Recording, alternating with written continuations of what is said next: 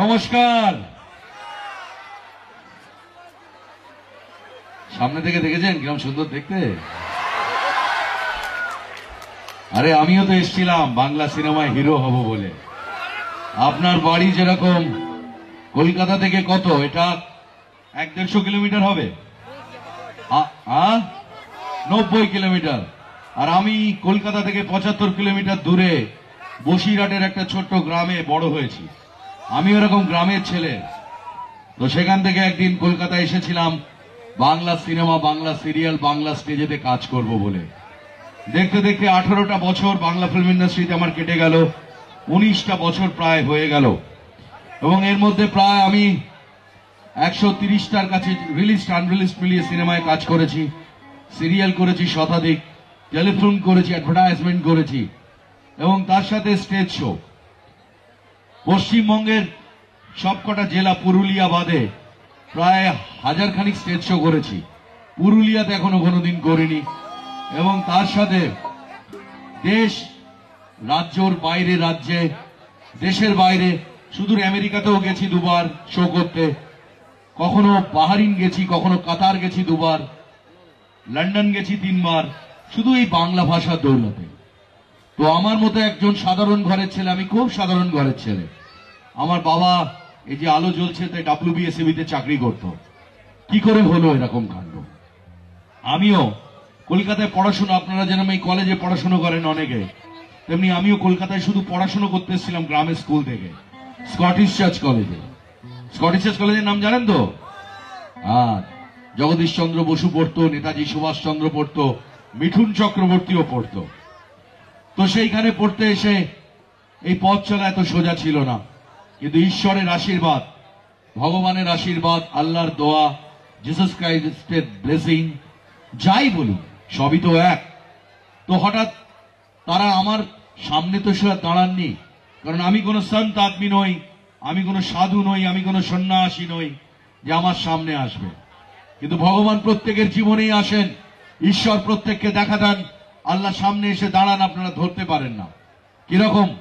ধরুন আজকে রাত্রে আপনার একটা মেডিকেলে দরকার পড়লো, কারোর শরীরের জন্য, ভগবান না করুক, ঈশ্বর না করুক, এবং আপনাকে এখান থেকে আরামবাগ নিয়ে যেতে হতে পারে, কলকাতা নিয়ে যেতে হতে পারে, বা আপনার পরিবারের কাউকে বা আপনার পাড়ার কাউকে।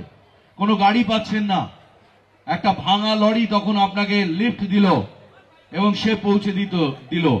ওই লরিটা ঈশ্বরের পাঠানো, লরিওয়ালাই কিন্তু ঈশ্বর, এবং ওই প্রাণটা বেঁচে গেল, শরীরটা বেঁচে গেল, ওইটাই ঈশ্বর ওইভাবে এসে দেখা দিলেন। আপনার সন্তান বা বাড়ির ছোট ভাইকে নিয়ে বেড়াতে গেছেন, শীতের রাত্রে বৃষ্টি হচ্ছে এবং হঠাৎ গাড়িটা খারাপ হয়ে গেছে, আপনার সন্তানের খিদে পেয়েছে। আপনার খিদে পেলে এত কষ্ট হতো না, আপনি চেপে থাকতে পারতেন 1-2 দিন, কিন্তু আপনার সন্তানের খিদে পেয়েছে, আপনি কি করবেন? তখন সে কাঁদছে, তখন একটা পাগল বা একটা ভিখিরি তার 4টে রুটি থেকে 2টো রুটি খেতে দিল, ওই তো ভগবান। তাহলে আমার মতো সাধারণ ঘরের ছেলের সাথে এত বড় ঘটনাটা ঘটলো কি করে? যে সিনেমা এতগুলো পেলাম, সিরিয়াল এতগুলো পেলাম, এত টেলিফিল্ম পেলাম, এত অ্যাডভার্টাইজমেন্ট পেলাম, কিসের জন্য? ঈশ্বর। আমার ঈশ্বর কারা? যারা টেলিভিশনের পর্দায় আমাকে দেখার পর টিভিটা চালিয়ে রাখেন, আমার অভিনয় দেখেন, যারা রবিবার রাত্রে ভেবাচাকা দেখেন, যারা সিনেমার পর্দায় মিঠুন চক্রবর্তী, প্রসেনজিৎ, জিৎ, দেব, সোহম, অঙ্কুশ, বনিরা আসার পরেও আমি যখন আসি তখন ভাবেন যে এবার সিনেমা একটু হাসি হবে, মজা হবে, ভালো কিছু দেখতে পাবো। তারা যারা রাত্রি এখন এই 8:45 বা 9টার সময় মাঠ ভর্তি করে শীতের মধ্যে বসে আছেন, সকল কাজ ফেলে রেখে আমায় দেখছেন, তারাই আমার আরাধ্য দেবতা, তারাই আমার ঈশ্বর। আপনাদের পায়ে আমি প্রণাম করি, ধন্যবাদ। আর একটা কথা, কাউকে হাততালি দিতে হবে না, কারণ জানবেন আমি এখানে পরিশ্রম করছি, এই যে পারফর্ম করছি আপনাদের জন্য, তার জন্য আমি পারিশ্রমিক পেয়েছি। আর এটা আপনাদের কাছে কিরকম হবে, বন্ধুর দাদার বিয়েতে নেমন্তন্ন খেতে যাওয়ার মতো, যেখানে 200 টাকা চাঁদা দিয়েছেন এবং ভেবেছেন 150 টাকা খাসির মাংস ডাল টাল দিয়ে তুলে নেবো, আর 50 টাকা মিষ্টি আর আইসক্রিম দিয়ে মেরে দিয়ে চলে যাবো। সুতরাং হাততালি দেওয়ার দরকার নেই। শীতের রাত, দয়া করে নিজের হাত নিজের কাছে থাক, কষ্ট করার দরকার নেই। চলুন আনন্দ করি।